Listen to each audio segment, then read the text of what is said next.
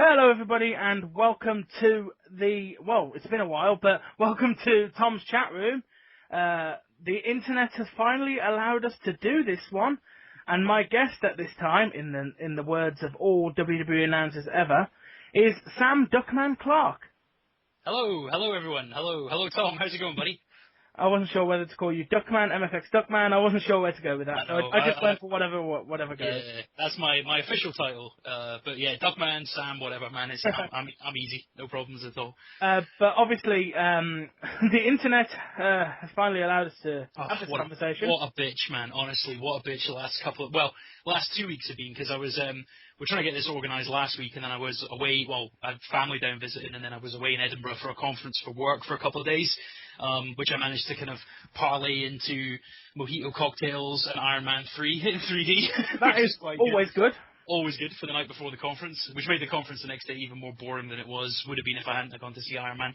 And we've got builders doing an extension at the front of the house, who then decided to just like fucking chop the telephone line in half, and then sort of slightly reconnect it in a very kind of haphazard fashion of basically just doing like reef knots on the fucking wires, just like tying shit together. And then Saturday, we're going to do this on Sunday. Saturday night, I sort of walked past the router on the way to the kitchen, and I was like, what the fuck, why is there only one light on that? There should be four.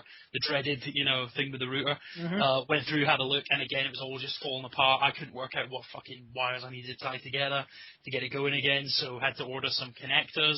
Then got it all reconnected again, and then the internet, my ISP were like, oh, sorry, we turned your connection speed all the way down because there was a fault on the line, so it'll take us like 12 hours to turn it back up. And it's like, holy fucking shit. Why is there so much hassle with this? So eventually here we are, like nearly a week later, eventually getting a chance to have a chat. So yeah, it's been a bitch trying to get this organised, but we're here, we're good to go. Hopefully it all records. Oh yeah. It works out fine, and we'll be laughing, man. And we'll make sure it's worth it, But yeah, obviously you are one of the two voices that we hear, not in the moment, but every week on MFX podcast. So can you tell us a little bit about where that came from, how MFX came to be? How MFX came to be? Yeah. It's just like the secret origins of MFX, because we did sort of jump on the scene. I should point out as well for anyone who's listening for the first time, MFX stands for Marks for Excellence, which is my attempt at, I don't know if you've ever, there's an episode of The Simpsons where Homer is getting a barbershop quartet together, and he says, we need a name that sounds really funny the first time you hear it, but gets progressively less funny the more times you hear it. So I was sitting there thinking, we need something like that for our podcast. And we had and the thing was as well, is I didn't really know a lot about wrestling podcasts, and I didn't realize how fucking many of them are out there. There's every man and his dog. Hundreds, everyone. I think somebody referred to the regular ones as 2 marks and a microphone, which I thought was quite funny. I was going to call MFX 2 marks and a microphone for a while, but that would be quite good. But I ended up going with Marks for Excellence, obviously using the new wrestling term for marks being something that makes you cheer and gets you excited, rather than believe the old terminology, which was believing that what you were saying was real. And then we just thought, well, Marks for Excellence, that sounds really good. We do enjoy good wrestling. We do mark out for excellent wrestling. Marks for Excellence, yeah, sounds quite funny. Gets progressively less funny the more you hear it, and can be shortened down into a nice little MFX. So the idea originally came, I met Ian, Sir Ian Trumps. I've known him online for the last, 12 years I think I've known him online for now, since at least 2001 maybe. And I met him through the really geeky fucking hobby of e-wrestling. I don't know if anybody who's listening, or Tom yourself, if you know of e-wrestling. I've still bloody got one. Oh, there you go. I've only just stepped back from the game. What we did was, Ian had a Fed, still has a Fed, as well he runs, but I think it will be getting wrapped up quite soon, that's been going for about 15 years. I was recruited into it via a Yahoo chat room back in 2001, and then just basically stayed in the Fed for the best part of 10, 11 years and did everything we could do. We started together a community as well, called eFed Nights, and or EFK, because we like our abbreviations and our initials, you see. Basically, the idea behind eFed Nights was we wanted to create a community that had all the elements of the e-wrestling game, given our sort of decade of experience of being involved in the game and running feds and all that kind of stuff. Give guides to creative writing, all that kind of stuff. Get on like various different boards, like we've got wrestling boards and sports boards, and people playing Mafia on there, fantasy football, fantasy basketball, fantasy wrestling leagues. And there's loads of tournaments and stuff running. We got like a load of different feds all together within it. And basically we've been doing that since 2008. To the point where the community's, thriving. I'm actually hardly ever on there, to be honest, because it just kind of runs itself. I just pay the hosting bill every month and let everyone run around and do their thing. So MFX, part of eFed Nights was we did a podcast on e-wrestling. Myself and Ian and a guy called Skelly, who's no longer around anymore. He went and got married and grew up and gave up on wrestling and gave up on pretending to be a wrestler on the internet and all that seriously nerdy shit. And it was just... we did that for, Christ, how long would it be? I think we did about 50 episodes, but at one point we were doing like 3 a week and stuff. It was when I wasn't working. I was out of work. Ian worked from home a lot, and Skelly was just a layabout. He didn't do anything at all. So we would have times where we would kind of like, be able to do 2 or 3 shows in a week. And it was a lot of fun. We had a lot of different segments on the show, and we did a lot of stuff. And we were very, very popular within the e-fedding communities that we associated with. But it all kind of died off after a couple of years, like I say, maybe into 2012, 2011, because there's only so much you can talk about with the hobby. I was withdrawn from the game and stuff a lot more. I wasn't really following it as much. I wasn't participating at all. So we kind of knocked it on the head, and then I kind of thought, well, we had a really good thing there. We had a built-in audience. We had a lot of fun on the show. The first show that we ever did was a sex tape expose through e-wrestling. So, if you've all eaten, hopefully you've all not had your dinner yet and stuff, or listened to this because you might vomit. But basically what it was somebody sent us a link to a video of some, I can't remember if they were all e-fedded, the 2 people involved were e-fedders. I think they might have been, guy and a girl. And it was it must have been before Twilight, I would imagine, but it was a whole vampire thing, basically. And this chick gave this guy a blowjob while wearing a pair of vampire fangs, like fake vampire teeth. That shit's dangerous. Yeah, exactly. That's what we thought. So, obviously on the show we had this, draw the straws to see who has to watch the video. Of course it was Ian. As anyone who's listened to MFX and his reviews of China's porn, this was his sort of first dipping his toe into this world, should I say. He was kind of mentally affected for a couple of years after watching it. He wasn't really, don't worry, he was alright. But that was our initial big thing. Everyone's like, holy shit, there's this podcast that's, doing a sex scandal expose through e-wrestling, which just to say out loud sounds so fucking ridiculous. But it was really, really fun. It was crazy. It was weird. It was really, really weird. And there was something to do with hot dogs as well. I can't remember what the name was. So what was the aim to try and find out who the 2 people were? Not so much to find out who they were, but just to fucking watch it and then be like, what the fuck is this? Because could you imagine if that came out now? That those people would never live it down. I mean, with social media the way it is, and yeah, because this was before Twitter and Facebook and everything blew up really big. You just know everybody and their dog will be claiming to be that bloke. Yeah, well, I don't know, man, because he was pretty goddamn hairy, and I don't think I think there was a few performance issues, if I remember rightly, as well. But it's still to be kind of expected, because he was probably shitting his pants that he was going to get his dick bitten off. So So anyway, that was EFK. That was eFed Nights. eFed Nights, the round table, because it was supposed to be like a round table discussion on the hobby, but it quickly degenerated into that basically was where we started. And then people would send us stuff in, like we would have things like beefs. So if you had like a beef with somebody, or there was something in the game, or just something in life in general that was annoying you, you could get in touch with the show. We would read it out and then discuss it. And then obviously the opposite of a beef is broccoli. So it was the beefs and the broccoli. So if you had something good that you wanted to say to people, it was a broccoli, and you could do that. But the bad always outweighed the good. We get like 50 beefs and like 1 broccoli, which was usually like, love the show, or something like that. But fuck everyone else who listens to it.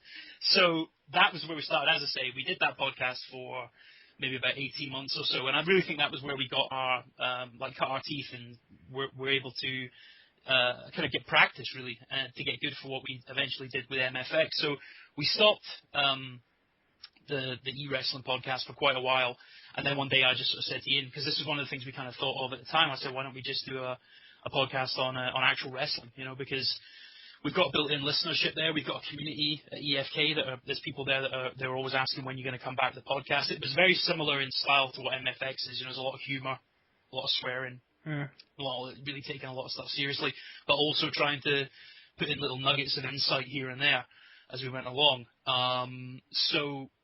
It was originally the board that we've got at EFED Nights is called Real Wrestling, like Real Wrestling Discussion. So the first show was going to be called Real Wrestling Ramble, I think, which you guys at Wrestling Rambles would have probably been like, fuck you. Yeah. We're using the word ramble. So we did that, and then we changed it, obviously, to MFX once I sat down and actually came up with a name for the show. So MFX actually did grow out of that initial podcast that we did. And it just went from there. We'd done so many with the e-wrestling that we'd had so much practice that when we sat down to do MFX, just came naturally, just absolutely flowed. When MFX started, it wasn't just the two of you. Stu Rogers was involved. Mm-hmm. How did you and Ian come to know Stu? I think I was sniffing around various wrestling websites looking for somewhere to write. You did write on his website. I did on wrestlingslasthope.com, which you guys should all check out. Great site. And I'd left a few comments and stuff on there, and Stuart got in touch and said, "Do you fancy writing something?" And I said, "Yeah, why not?" That's what I was kind of looking to do. Fired a few articles up on there. And then just got to know Stu through Twitter and email and stuff, and then eventually said, like, we've got this podcast that we're thinking about starting, or that we did. I think we did a couple of episodes and Stu heard it and was like, all right. Because he was having issues with getting the Indie Corner on a regular basis on another show that he was doing, and he said, well, we could come on and do it as part of MFX, and that was kind of where it came from, That was where it started. So, MFX is famous for doing, it's famous for quite a few things, really. The one was in my opinion, infamous interview with Rockstar Spud. That's right, yeah. Tell us a little bit about what were the thoughts of you guys when you did that interview? For those who haven't heard that interview, Spud was a bit of a cock. Yeah. I don't know. It's been quite a while since we did the interview, I suppose. I don't really want to be. I lost my shit. Well, I don't want to pull the curtain back too much in terms of what we did for putting the show together. I will say that everything you hear isn't always what's real. Yeah.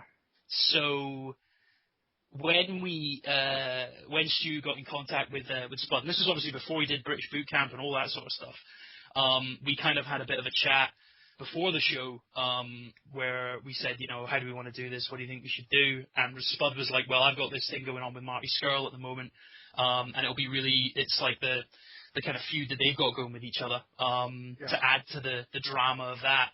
The second that you mention Marty's name, I'll go off on one about it and give you a load of shit and then storm off, basically.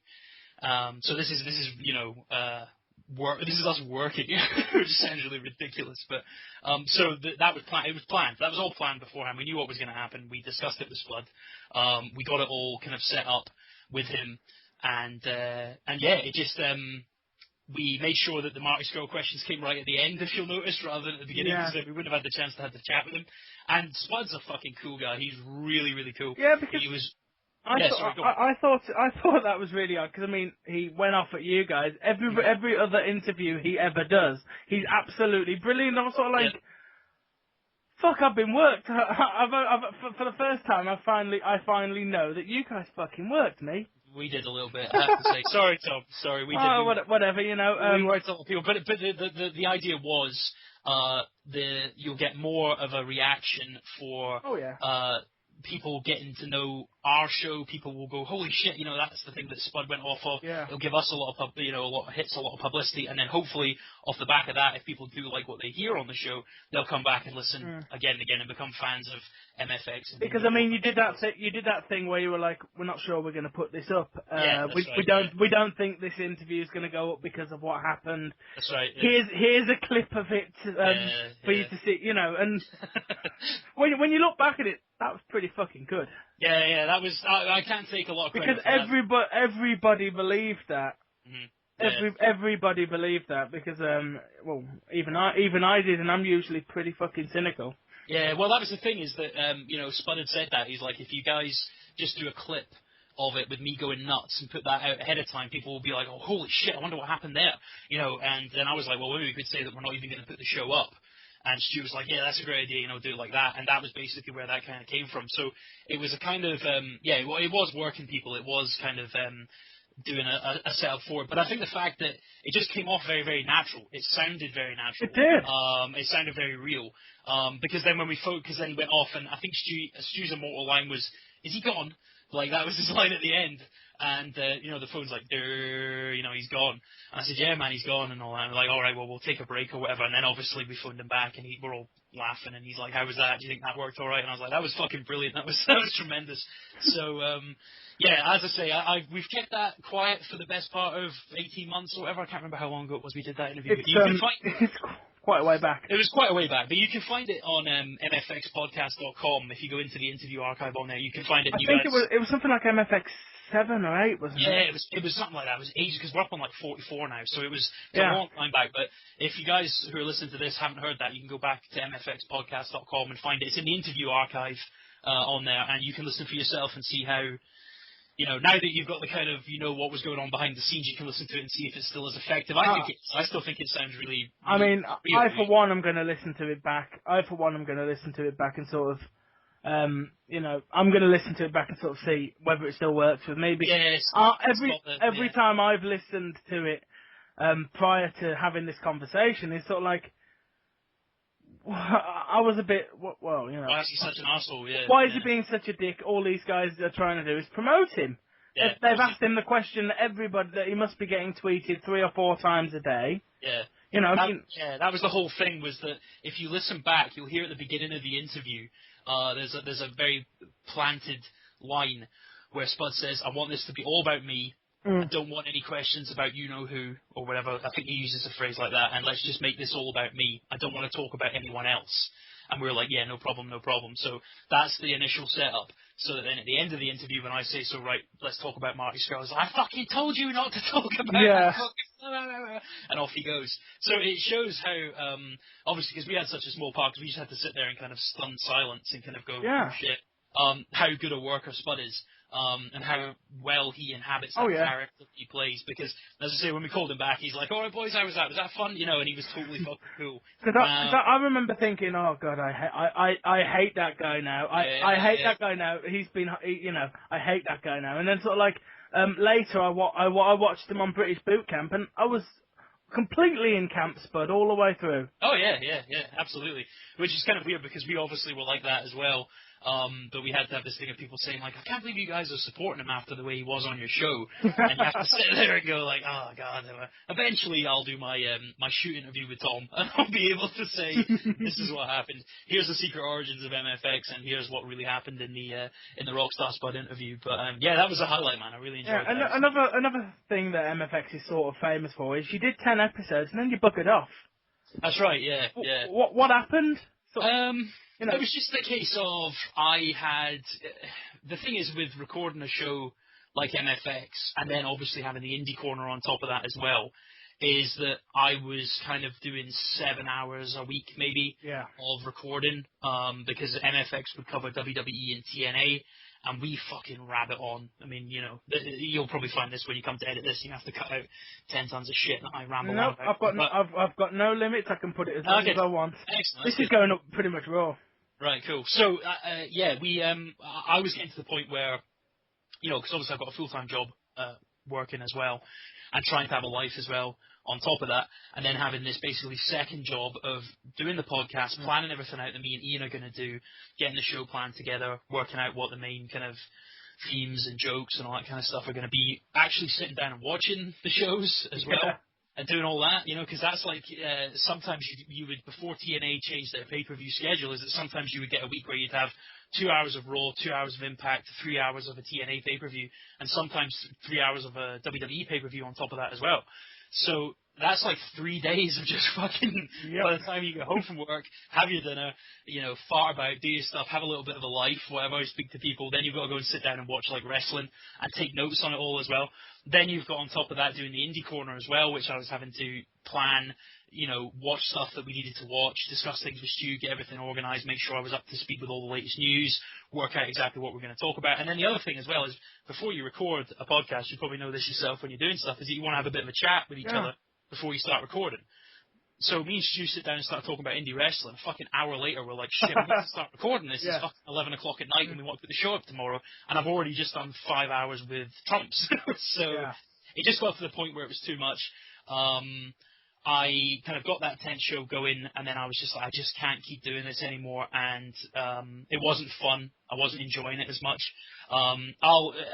People who know me from my writing and stuff as well will know that I've kind of had issues in the past with like depression and anxiety and stuff as well, and I could feel myself starting to slide back down into that kind of like depressive mindset where I don't want to do anything and I'm not enjoying this and blah blah blah blah. So I know I say this is like sort of 7-8 years ago when I was really kind of down. I'm completely fine now. Everything's good, sorted all out. But I could feel that if I kept going the way I was going, the stress of it and just the workload in general, I was gonna end up fucking freaking out. And I thought, what I'll do is I'll just step away from it. Ian's known me for so long that I was able to say, look, man, I'm feeling in a bit of a bad headspace. He's like, all right, cool, no problem at all, man. Just step away, do what you do, come back when you're ready. I think for Stu it was a little bit more difficult because Stu obviously had the indie corner, he had the show that he wanted to get going, and he was relying on us. And I felt bad for that because we'd obviously brought indie corner onto MFX, put that platform there, and then I was like, I'm not doing MFX anymore. I'm not doing indie corner anymore. I just want to fucking sit in a little room and hide, And I think it was difficult for Stu to kind of understand that and kind of. Obviously, he's got his own shit to sort out, and when you're in that kind of depressive mindset as well, it's difficult to communicate. It's difficult to say to people or answer emails or go on Twitter or do all this kind of stuff because you just don't want to fucking do it. You know what I mean? You're in this sort of terrible inward-looking kind of headspace, and coming on and talking about wrestling and communicating and doing all this sort of stuff, you're just not in the right frame of mind to do it at all. So as I say, that was it. It was a bit of a pisser as well because it was right before WrestleMania. It was. I believe you guys disappeared on the show after Extreme Rules, something like that. Yeah, that's right. I think we did that. Because I remember you went on a particularly long tirade about Kane and Zack Ryder. What a wonderful feud that was. Did so much for young Zack's career. Woo, woo, woo, and all that. So I remember it because it was around about the time Mick Foley was doing his first tour of the UK for his comedy show. Yeah, because I went to that. I went to the Birmingham one. Yeah, me and my brother went to the Glasgow one. And I think what it was I had to do MFX. Oh, shit, that's right. No, because it was the episode where we interviewed Kevin Kelly from Ring of Honor. That was what it was. So we had that. We did the interview with Kevin Kelly that me and Ian did, where we were talking all of his old WWF stuff, and also obviously Ring of Honor as well, and Stu got a load of questions in from indie fans for talking about Ring of Honor and stuff, and that was like a big thing. It was a lot of stress getting that organised. It was just a kind of a lot of hassle. Then I was going away, going to Mick Foley, coming back, trying to get the show uploaded, doing all kinds of other stuff. Stu was like, where's the show, where's the show, where's the show? Ian's like, how's it going, what's happening, blah, blah, blah, and I was just like, fuck it. Yeah. There's the show, it's up, fuck this, I'm done. Too much stress, yeah. Too much stress, man, and the thing is when you're doing something like this, because you kind of tweeted me and stuff, and you're talking about like things you've done in your career, and I don't see it as a career at all. I just see it as a kind of as a pastime, as a hobby. I see it on the same level as the e-wrestling. Really, it's something that I really enjoy. It's a creative outlet for me, both the writing and doing MFX. But when it gets to the point where it's not fun anymore, then what's the point in wasting the valuable time that you have on this planet slogging away doing something that you really don't like, which was supposed to be being done as fun. So, as I say, we kind of came, I stepped back, I think it was in February kind of time, maybe March, and I think we came 2011, back. 2011, I think. Yeah, 2011, then we came back in the July, and just sort of started again, and I just had to say to Stu, look, I can't do 2 shows, man. I just can't. I can't host, I can't carry, I can't research, I can't plan, edit, produce, 2 shows a week, which is basically what it was. Even though it was only 1 show, MFX with the Indie Corner, it was effectively 2 podcasts a week. Yeah. And it's just too much, man. So we kind of came to an agreement where it was like there was no bad feeling on Stu's part, I don't think. Although we haven't really talked about it properly, but he was cool. He was just like, I understand and all that, but I was saying to him, look, just go and get the Indie Corner up, go and learn how to do a podcast on Podbean or whatever the fuck it's called, one of these things, and just go up there and do it and just keep doing it yourself. I've got no problem at all. I'm quite happy for you to do that. And obviously Stu with the Indie Corner has been going from strength to strength. He's been doing good stuff recently. Both shows have really. Yeah. It's easier for us. I think as well, a lot of the core audience for MFX were there for WWE and TNA. And a lot of the core audience for the Indie Corner were there for independent wrestling. I mean, I for one was one of the people who tried to go through the Indie Corner, but was sort of like, well, I don't know who any of these people are, Yeah, and then it'd be exactly the same for the indie fans who are sitting there listening to us talk about WWE for a couple of hours. Yeah, and you can skip forward and whatever, but it just didn't quite work. I don't think it was quite the right thing. I think the way that the wrestling scene is these days is, there's a real kind of like. There is an indie wrestling snobbery towards WWE and TNA. That's without a doubt. Yeah. Because I'm kind of guilty of that myself as well on occasion. But there is also a kind of, why should I give a fuck about this indie stuff? I want to hear about WWE and TNA because that's what I watch every week. So just to have the 2 shows separate made a lot more sense in the long run. And as I say, we've both gone off and done our own things. And yeah, no bad feelings. Everybody's all hunky-dory, and I think both shows are a lot better for it, to be honest. And I know my fucking brain is a lot better for it as well. So yeah. That's the story. That's the split. Now, obviously, you've said that quite a bit of stuff gets cut out of the recordings for the for the podcast. So, are there any highlights that have come up during recordings that have gone missing, so to speak? That haven't gone in. To be honest, the kind of mindset that we had when we did the e-wrestling one, when we did the EFK podcast, was just keep everything in. Everything stays in. And MFX is very, very similar. When I talk about, like, editing, I'm really kind of, like, sorting out lag issues or, trying to sort levels and stuff out and things like that. The vast majority of things get kept in. There are occasions where we'll be riffing on a subject and we have a kind of, Ian and myself have a kind of unspoken competition with each other, where one person will say a joke and something that's slightly risque or on the edge, and then the next guy will try and top that, and then you try and top it again, and then it's whoever breaks first and just starts laughing and can't get a comeback. So you'll hear me on occasion say to him, all right, you won. Like, you'll hear that quite a bit on the show. And there have been some occasions where, like, one of our kind of, like, second shots, if you will, like someone says something, you've replied, they've replied, and then you reply again, and then we sort of go, that was a little bit too much.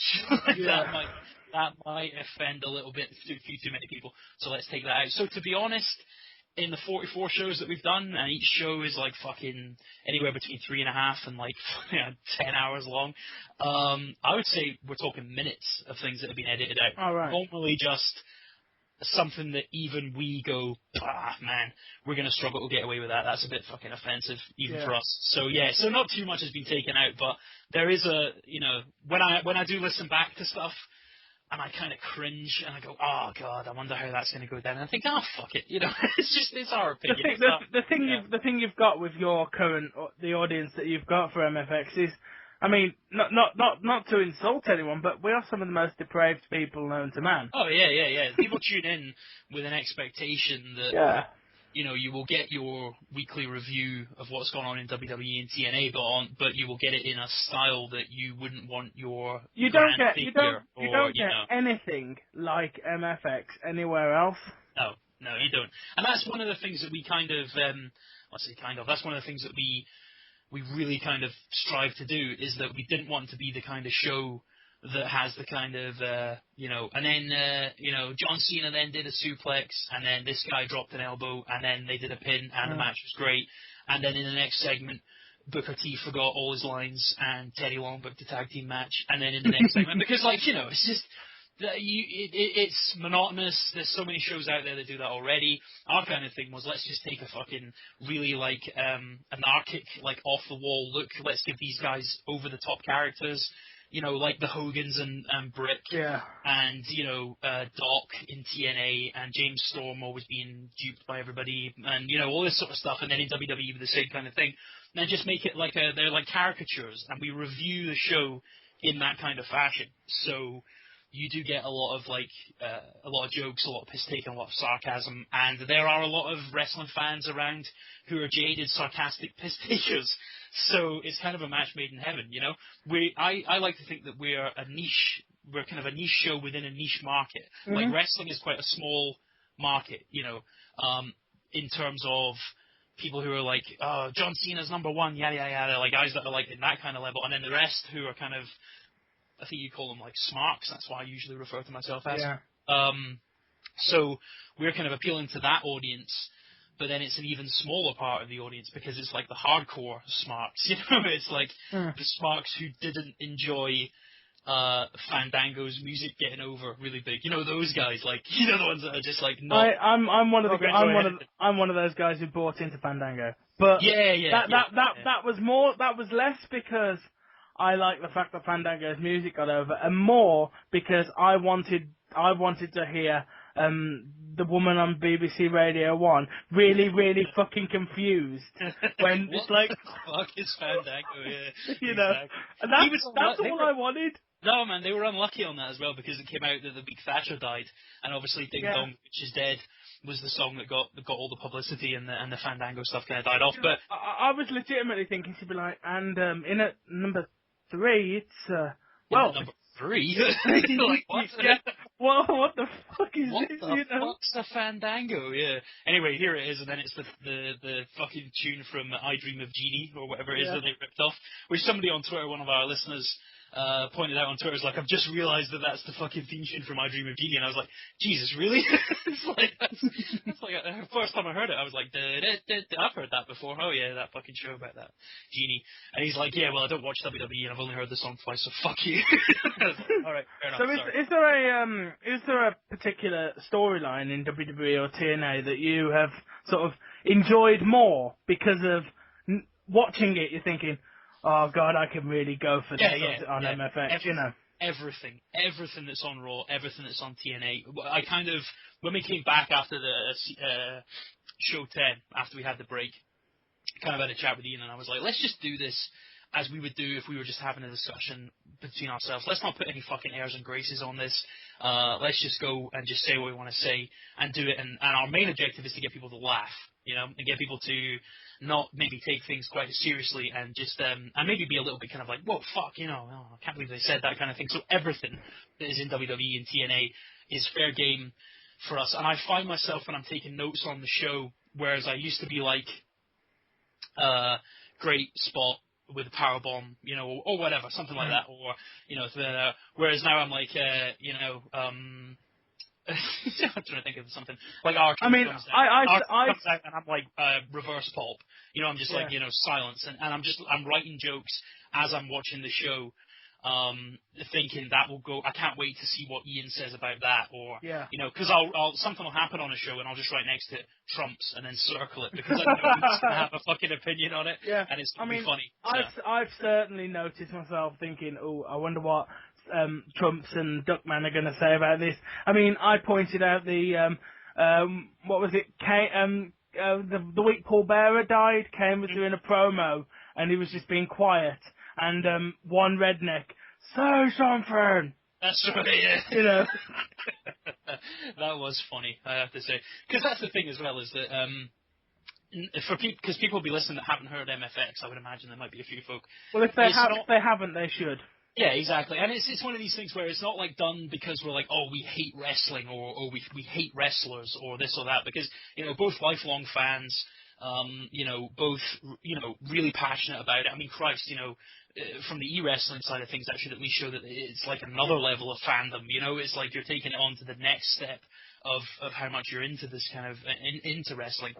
So it's never done in a kind of like, oh, we hate the way that we don't like this person as a person, or we don't like this person as a wrestler, because I have the utmost respect for anybody that gets into a professional wrestling ring and does that for a living, because I sure as shit couldn't do it. So I talk about it and write about it because I can't do it myself. But at the same time, as a consumer of a product, if you went to a restaurant and got a shit meal, like you went to your favourite restaurant that you've gone to every fucking month or whatever for years on end, and you get a shit meal, you're not going to go, well, do you know what, I'll let them off for that because, you know, I've had so many good meals here before, and I've been coming here a long time. You're going to say, oh, what the fuck has happened here? This fucking, that's disgusting. What's going on? And we kind of like, MFX is a bit like that, so when there are things in wrestling that come up, and it's also as well, it's the thing that really, really irks me, and I think drives MFX, is the way that wrestling companies, in particular WWE and TNA, insult the intelligence of their fan base, where they just have this, like, these fuckers won't remember that last week Alberto Del Rio was a millionaire aristocrat with a butler, and then the next week he's like, I love America, you know, and it's like, hold on a fucking minute, at least let's have a little bit of character progression here. Let's not just, like, change gears with such a crunch. Let's, you know, take a bit of time, let's slow down, let's expand these characters. And it's so simplistic and so childish and so annoying that the way that it's written and presented, not the way it's performed, nothing against the wrestlers, nothing against the performers that are doing it, but it's the fuckers that are behind the scenes coming up with this stuff, you know, who booked this shit. Yeah. And because you've done the e-wrestling thing, you, as do I, know that it's not that difficult to book decent stuff. It's not that hard. It's the simplest fucking thing in the world. UFC does professional wrestling better than professional wrestling does these days, because they give you two guys, they explain what this guy's motivation and character is, they explain what this guy's motivation and character is, either through voiceover or through them doing promos themselves. They then have a reason for them to fight, either they're moving up the contender rank, they're going for a title, they don't like each other, you know, the guy said something about the guy's girlfriend, whatever, and then they have a fight. And you can invest in that emotionally. You can say, I prefer that guy, I think he's got a better character, he's funnier, he seems tougher, whatever, da-da-da-da. And then you can emotionally invest in these guys, and then they have a fight, and then, you know, the outcome is this guy goes off in one direction, this guy moves off into another direction. Whereas with wrestling these days, it's like the fucking Muppets. It's it's like real life Muppets. It doesn't have any of that. There is no Vince against Stone Cold. There is no, even Triple H against The Rock in the late 90s and early 2000s when they had their thing. There was always like a good motivation for these guys, and you heard from them. The promos that they cut, they would have bullet points to follow, but a lot of the time they were given a chance to talk themselves. WWE in particular these days is like it's like the McDonald's of wrestling. It's so corporate, so sanitized, so lacking in respect for the intelligence of the fan base, and also, like, wrestling isn't really their number one thing anymore. Their number one thing seems to be social media, like promoting social media, with this great belief that it's going to make them a fuckload of money. And somebody needs to tell Vince and Stephanie, is like, it doesn't. It really doesn't. I mean, somebody really needs to tell them that once people have downloaded your app, they don't pay for it. It is free. Exactly. And they don't need to be told every fucking 10 minutes how to use it and what to do with it.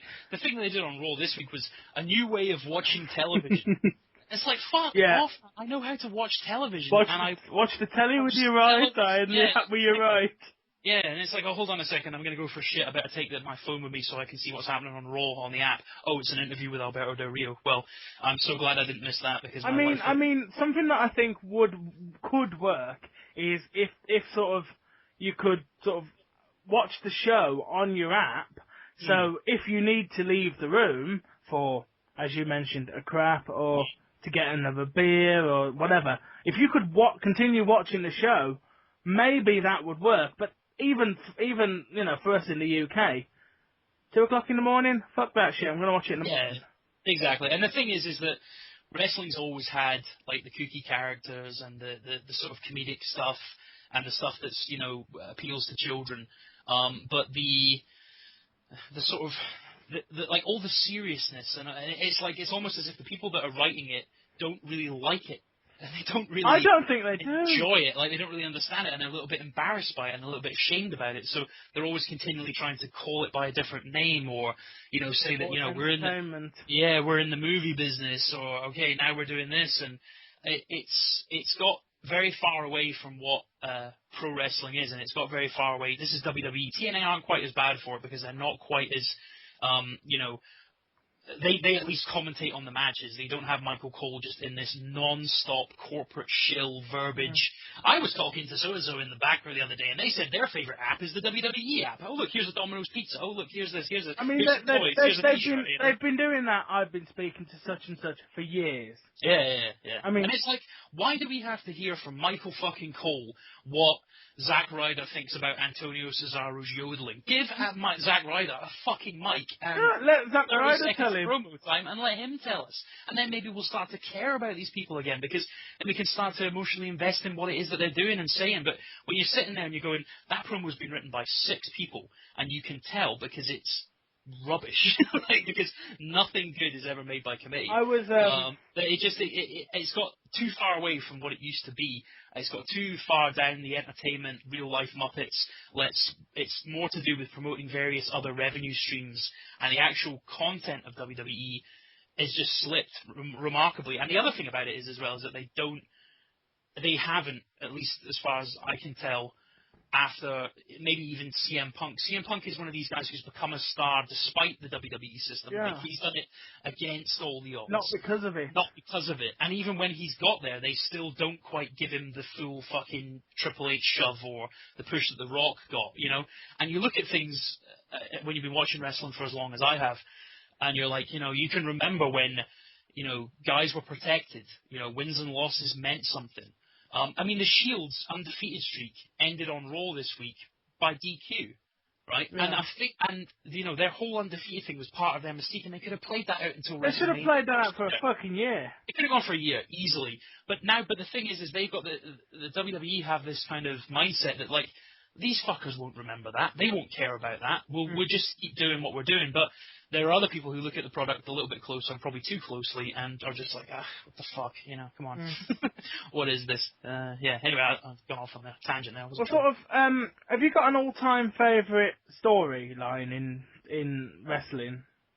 A sort of, you know, a storyline that sort of, you look back and you think, oh yes, even looking back now, you sort of look back at a storyline and think, that was good shit.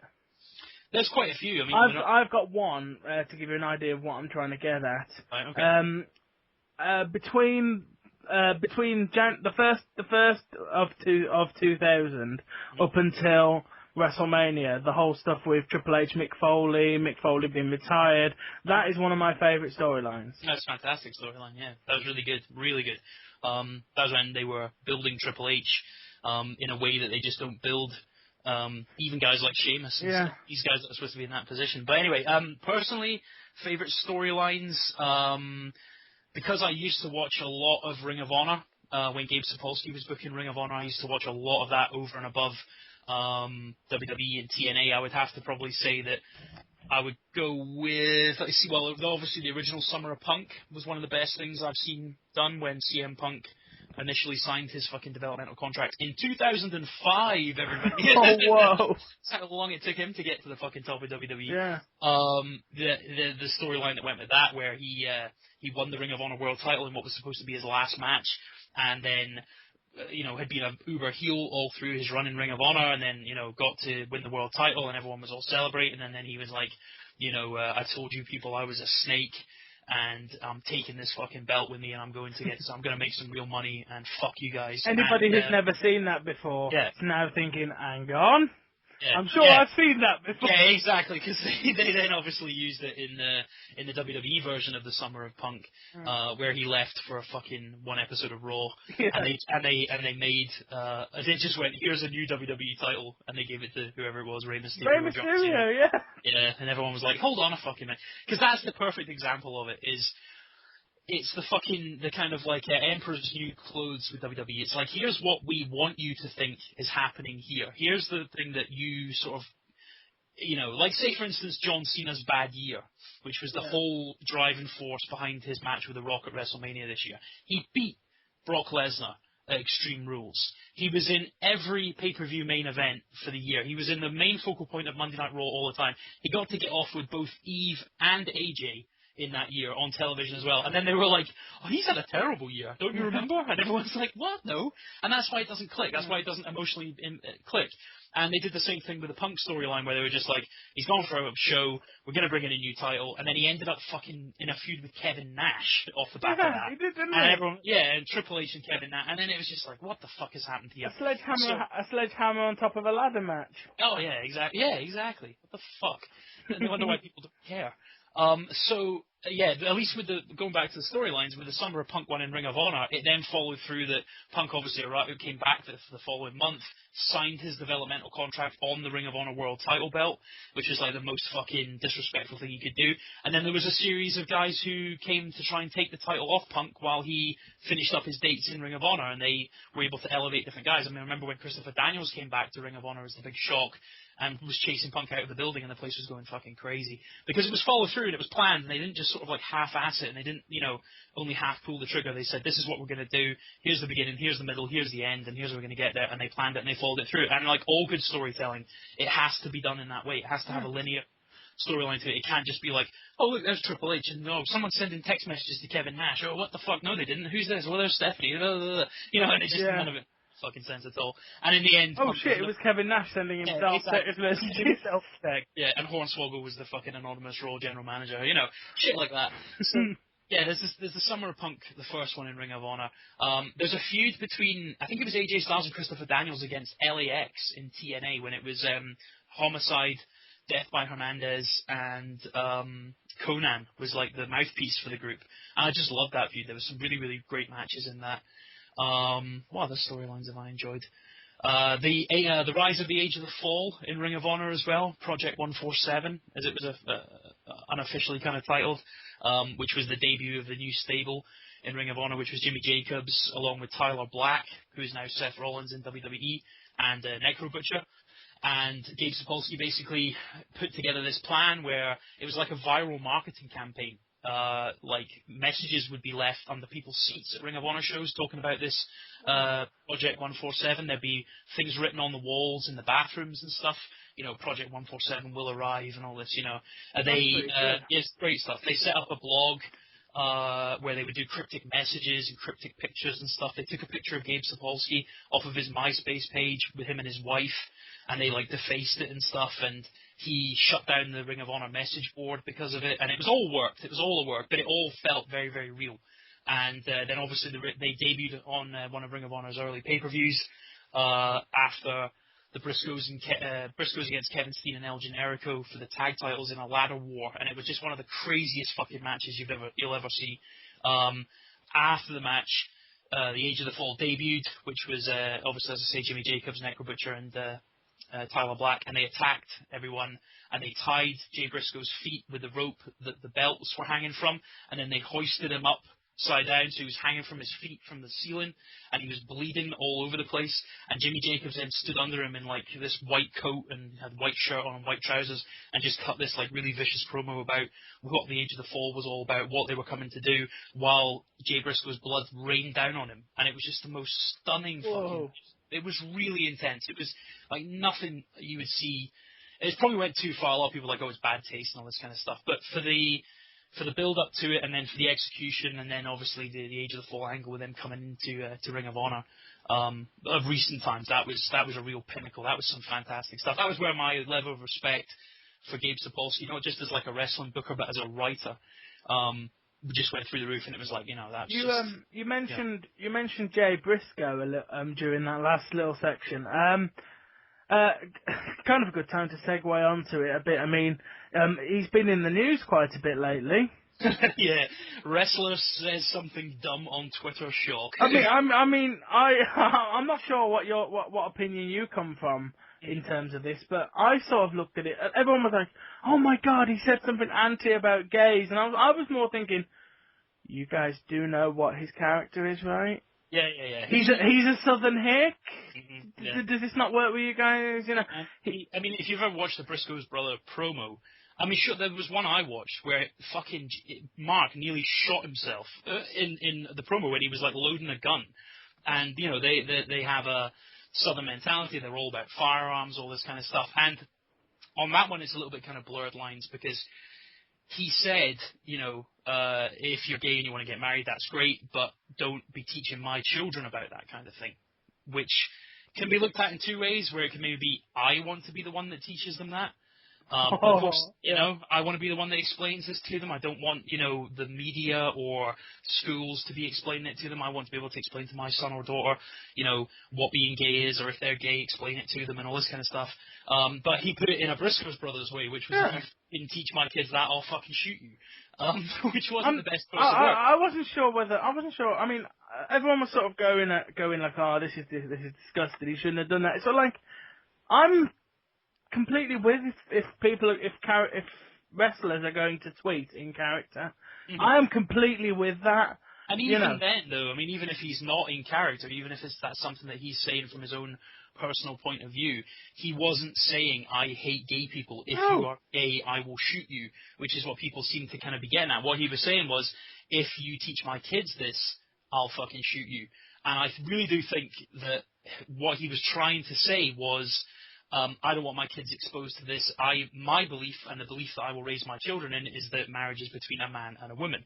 And he probably doesn't even have any opinion on whether or not, gay marriage is right or wrong. The way I look at it is, if you want to get married and be miserable and not have sex, then fucking go for it, straight or gay. If you're going to make the biggest mistake of your life, and no doubt Trump's is going to hear this, and he's just got married, so Trump's is going to hate both of them.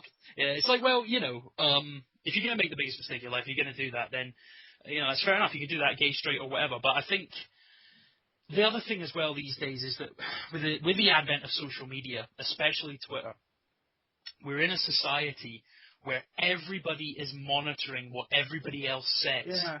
And the second somebody slightly steps out of line in terms of the, the PC kind of like approved, this is how we're all going to think about this subject or this lifestyle or this movie or this song or whatever.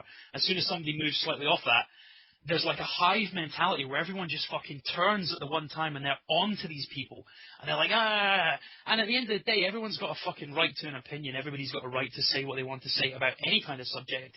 The only issue that you would have is when you're in the public eye or when you're representing a company, or whatever, and you're that figurehead person, is then you've really got to be careful about what you say, because you're answering to more than just your own personal opinion and your own morality.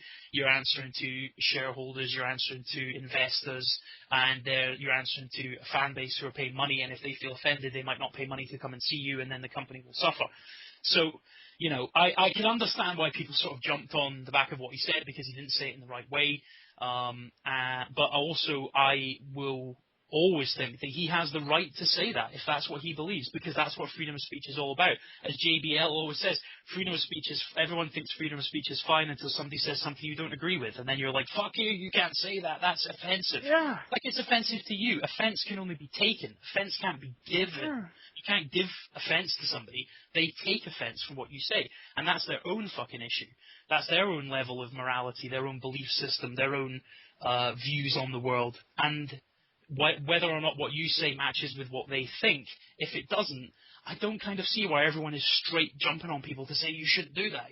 If you do something outlandish and outrageous and offensive and maybe criminal or whatever, fair dues. But if you're voicing your opinion on a subject that you feel is close to your heart, I don't think there should be any filter on it at all. Yeah. Unless it is obviously just like offense for offense's sake, where you are singling somebody out because they are different, or because they have a different lifestyle, or they have whatever, different religious belief or something like that, and then you persecute them and you have a go at them just specifically because of that. But I think if you're stating, my opinion on this is, and then everyone's like, that's wrong, it's like, well, fuck you, it's not wrong, it's my opinion, I own it, and if you don't like it, tough shit, And that's kind of how I look at that kind of thing. I mean, he shouldn't have said it, because he's the Ring of Honor World Champion, and, he has to answer to more than just his own kind of opinion on stuff. So yeah. I mean, Jay Briscoe isn't the only person to have, not talking directly about sort of people making faux pas on Twitter, because if we did that, we'd be here tomorrow. But you can do the entire fucking show on Kurt Angle alone. So, But on people doing things that have got a little bit of news coverage that they might not have wanted, Austin Aries. During TNA, hip flexing in the face of Christy Hemme. Now, is that a work, or? Yeah, he was, I think, for people who haven't seen it, basically what happened was Christy Hemme was channeling her inner Michael Buffer, who used to do the "Let's get ready to rumble" and could never get anyone's fucking name right in WCW when he was doing the introductions. Aries and Rude came out to the ring. She introduced them as Christopher Daniels and Kazarian. Yeah, got it wrong. And Aries, obviously, as a heel, is like, what the fuck? You know, can't even get our names right. Storms into the ring, and obviously a bit of a thing made her re-say the name, and then backed her into the corner and stood up on the turnbuckles in front of her, so his crotch was like in her face, kind of thing, and made her feel very, very uncomfortable. Now, I think he was working there. I don't think he's been a heel. I don't think, as a person, Austin Aries, from what I've seen of him, out of character. You know, he seems to be a very liberal guy, a very kind of like a vegan, sort of all about equality. Do you think the whole thing is a work, then? No, I think he was playing the Austin Aries heel role when he did that. I think the problem was he didn't clue Christy Hemme in to say, here, by the way, I'm going to do this, or I'm working here, or give her a wink or a nudge or whatever to let her know what's going on. And obviously it looked very uncomfortable for her on television. And again, it was one of these things where TNA were slow to react. I think it took them 5 days after the show aired for them to fucking say something about it. I mean, I haven't actually seen it. I'm just going on what what's been reported. And I mean, the way it's been reported, you would have thought he got his dick out and shoved it down her throat. Yeah, they're pretty much reporting that he raped her. Yeah, it's this weird. Yeah, it's a weird. Again, it's this thing of this collective group morality where we are all now going to judge Austin Aries for the terrible thing that he did, and don't we all feel nice and warm and comfortable with each other because we're all in this moral outrage situation together? And it's the gang mentality, it's the group mentality that human beings inherently have, where it's like we all need to be part of something, and outrage is a great thing because we can all get annoyed about something that's happened and we can all do it together. The problem, again, is that, Austin Aries is working for a company that have to answer to investors, they have to answer to advertisers and stuff. Spike TV, for instance. I think it was Spike TV that initially were like, what the fuck? They were getting complaints about it. And to be honest, I think it's a total storm in a teacup. I think it's like in 2 weeks' time, no one will fucking be talking about it or remember it. But in this instant reaction world that we live in with Twitter, it seems like the biggest fucking thing in the world. And that Austin Aries has all these things to answer to and all that sort of stuff. When at the end of the day, I think he was working. I think he went a little bit too far, made a little bit of a mistake. Christy Hemme felt uncomfortable. TNA are like, right, you can't be doing that. Apologise. He's apologised to her. She's accepted it. Move the fuck on, you know? Yeah. So that's what I think. So obviously,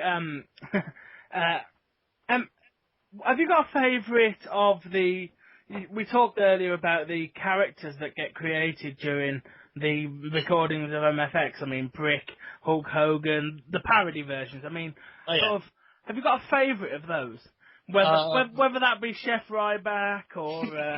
I mean, Chef Ryback, we can go on to in a moment because, I mean, since MFX went off the air, the man turned heel and turned into Goldberg. Yeah, turned heel by beating up John Cena and everyone cheered. And then he turned into Goldberg, so in 2003. Exactly. As long as he's not punching out any limo windows in the near future, hopefully he'll be okay. Or Kevin Nash doesn't come back and decide to fucking cut the legs out from under his career. But yeah, parody character-wise, because, like... It's weird because there's ones that I've come up with, and then there's ones that Ian's come up with, and there's ones that we've kind of we've taken it like to the next kind of thing. But like somebody initially does the impression, and we just keep building on it and building on it and building on it. It kind of takes on a life of its own.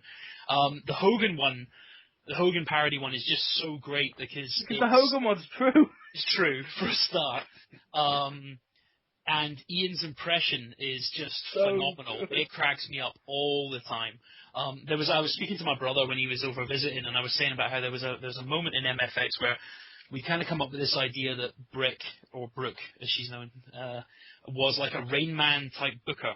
And she was like scribbling really good wrestling storylines onto the wall. And Hogan's like, damn it, brother, why do you keep writing this shit on the wall? Scrubbing it off and ignoring her. But there was a line where she was still upset about Billy Ray dumping her, and she was on the phone to like the speaking clock and all this sort of stuff, wanting to speak to somebody, and she was like getting cold called, and then the guy who did the cold call was hanging up because she kept going on about shit he didn't want to hear, all this stuff, and we were just riffing on it. And it was when Ian said there was something about Hogan's in bed asleep, and he's like, oh, brother, brother, brother, brother, brother, brother, brother, brother, and then he starts hearing Mark, Mark from the other room, and he's like, okay, Brick, he's left you. Just settle down, brother, it's not real. Like, it was just that use of the word brother in that thing where he's talking to his daughter, and I fucking cracked up, and I still laugh thinking about that. So the Hogan one is that's a real one. The Chef Ryback one, that was kind of one I think I might have come up with his Game of Thrones style of speaking that he seems to have. That was one that I really do like. Brick as well, with you really know how to make him a laugh. That's that line as well cracks me up. They're all. I love them all, to be honest. I find them all funny, but mainly the Hulk Hogan one that Ian does, because it's just you can carry it for so long, especially when he's. I mean, you like, did a whole 30-minute Night Before Christmas based off of that Hogan character. I know, it was ridiculous. That was probably the most fun I think we've had doing MFX, was coming up with that. Because I wrote that whole script, I wrote that whole thing out, just like Wikipedia the night before Christmas, and thought, right, who can play this guy, who can play this guy, who can play this guy, and obviously Ebenezer Hogan will be the main guy. And then just riff on it from there. And I've got the unedited bit, which is just like two fucking wannabe Amdram hams in me and Ian just corpsing all the time when we were like reading stuff out, and he's like, because he hadn't read it before we started recording, because I'd written it like that the day before or something, and I hadn't got a chance to send it to him. So he's reading something and he just cracks up. He's like, oh fucking hell, that's really funny, you know. It's like, sorry, just go again. But that outtake bit of us all, where it ended up, I mean, I cut that down into half an hour. It took like an hour to record because there was just so much stuff of us giggling and laughing away.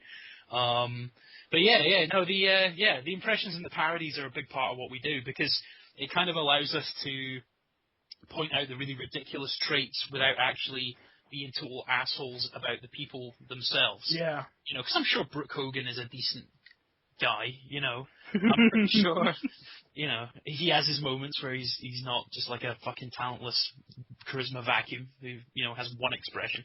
But doing the Brick character means that we can then, you know, really push the envelope with that.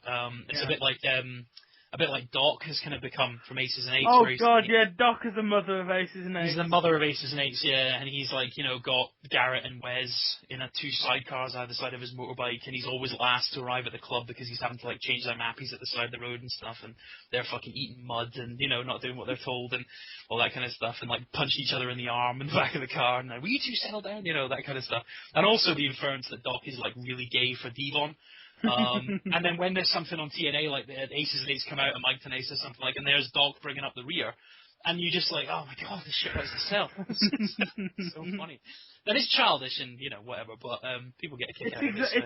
It's exactly what your kind of audience would be thinking, though. Yeah, that's true. Yeah. You know, I mean, not to the level, but I mean, it certainly, thinking with some of those characters in mind, it certainly changes watching wrestling. I was going to say that, when you watch, like, TNA or whatever, do you kind of, are you like, I can't take James Storm seriously because I know he's going to get Bobby Rooded in a minute, you know, give away a world title shot for completely, you know. Yeah. Completely, Ryback promos when he was doing the food puns. Oh, God. I was watching it corpsing. Well, that's our job. We've done our job then. I'm happy with that, man. I'm glad to hear that. What do you think about? Because I mean, since you guys have been off air temporarily due to Trump's nuptials, wedding celebration, yeah. Ryback's turned heel. So, what do you like Ryback turning heel or? I don't know, man.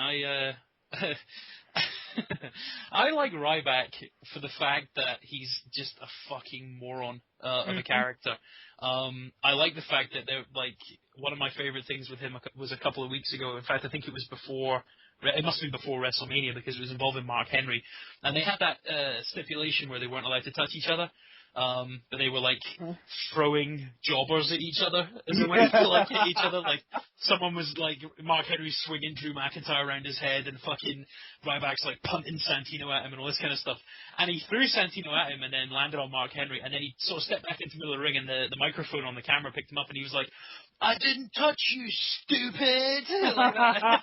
And it was just the delivery of that line, stupid. And he's like, oh no, I got the better of Mark Henry, I'm so smart. They cracked me up, and like I say, Ryback being a heel, I don't know, man, it doesn't really mean anything to me, to be honest, because I thought they were going to take the title off Cena 2 months after him getting his redemption for his terrible year that we've talked about. Yeah. But it would make sense for Ryback to have the title now and for Cena to chase it. It really would, but... So hopefully that's what they'll do at Extreme Rules. But I don't know, man. Ryback's rules, Ryback likes fish, all that sort of stuff. Because it's like it's an easy character to do. But it also seems to be a very easy character to fuck up in terms of the push and in terms of the way that you book him. And just seeing him every week coming out and beating Zack Ryder in a minute, it doesn't really mean anything. I think they kind of missed the boat with Ryback a little bit when they had that initial first push. And he was in there. He should never have lost. He shouldn't have lost. As soon as he lost, it took the kind of the gloss off of his character and off of his push, and the level of interest that everybody had in him dropped severely. The main reason why he got over as well is because the WWE audience love to chant. They just love chanting stuff. And Feed Me More. They were like, yeah, okay, Feed Me More, let's do that. I was one of the guys. I was one of the people who was saying when Ryback first debuted, keep him undefeated forever. Keep him undefeated. And then do Ryback Taker. Mm-hmm. Yeah, I mean, yeah. Do Ryback Taker have his first defeat be at WrestleMania against The Undertaker? Mm-hmm. I mean, you could do anything with it. Because if you've got an undefeated guy who's been undefeated for, when he debuted, it was shortly after WrestleMania, wasn't it? Yeah, so it'd be a full year. A full year. If he's been going undefeated for a full year, you've got to be going into that match thinking, do you know what? Normally I'd say Undertaker's winning this match completely, but this is Triple H booking this shit. Yeah, exactly, yeah. That cunt could do it. That dick could do it. That was the thing, man, is that was why Taker against Punk, the storyline of streak versus streak, title streak versus WrestleMania streak, it was there. It was set up. It wrote itself.